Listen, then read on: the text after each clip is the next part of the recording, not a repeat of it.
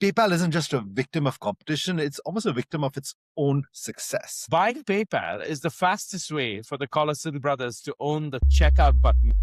Look at the carnage, Zubin, from a $310 peak down to what, $46 at closing yesterday.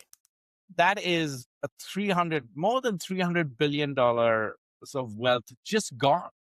When safety is your only moat and Apple is at the gate, the accountant's job isn't to fight, it's to find the highest bidder.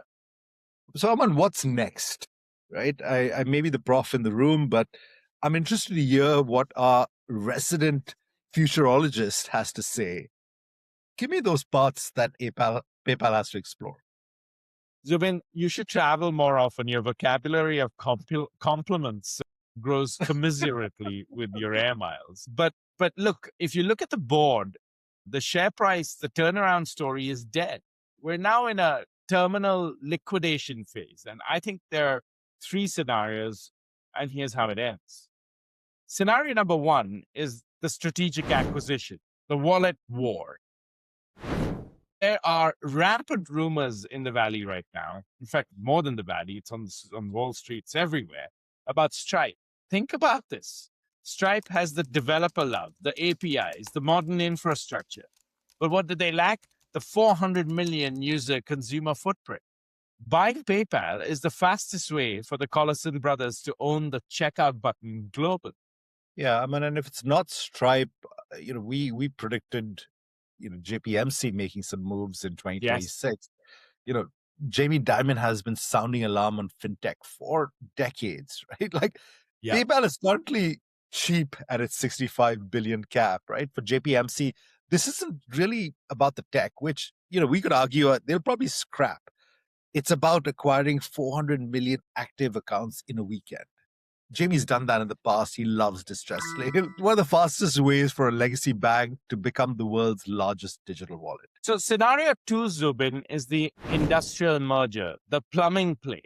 This is the accountant's preferred route. Think of the massive consolidation we've seen and we saw around FIS WorldPay or Fiserv and First Data. This is about combining the unsexy back-end plumbing with the PayPal brand. And you merge PayPal with the Fiserv, you combine the merchant acquiring power of the old guard with the consumer interface of the new guard. And the card schemes, right? Like Visa, MasterCard would absolutely freaking love this, right? It keeps PayPal on traditional rails and it prevents a tech giant from building a closed-loop system that cuts them off, right? It's the safety first exit. Yeah. And so that brings us to scenario three. The hostile takeover, the Elon loop. This is the least probable, but by far the most poetic.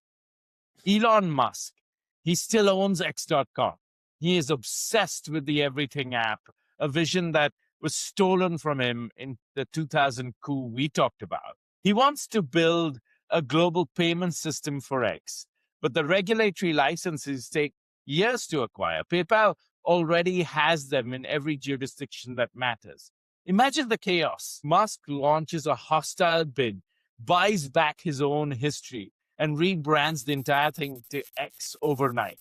He combines the social graph of Twitter with the financial graph of PayPal to finally execute the 1999 vision.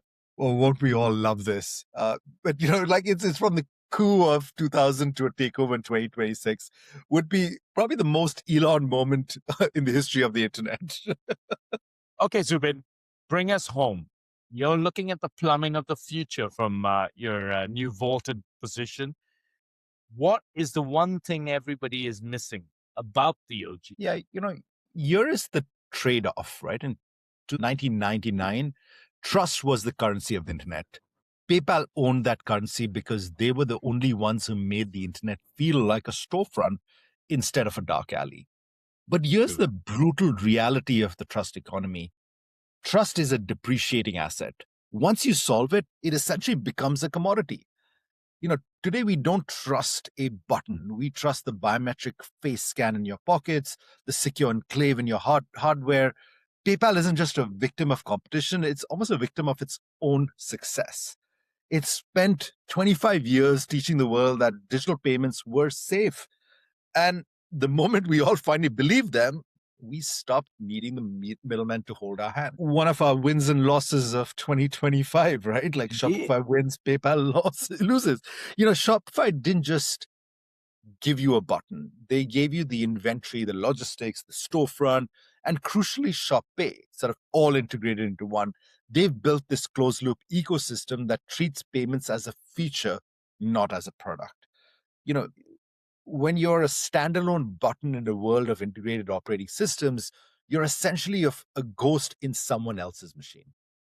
And you're a guest in a house owned by Shopify or Apple, and the rent just keeps going up. Yeah, precisely. And the mic drop.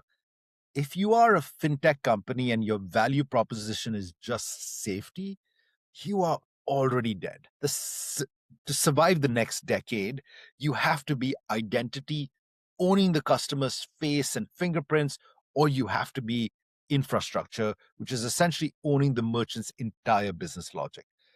PayPal is neither. It's legacy brand trying to charge a 3% toll on a road that the ecosystem has already made free. FinTech.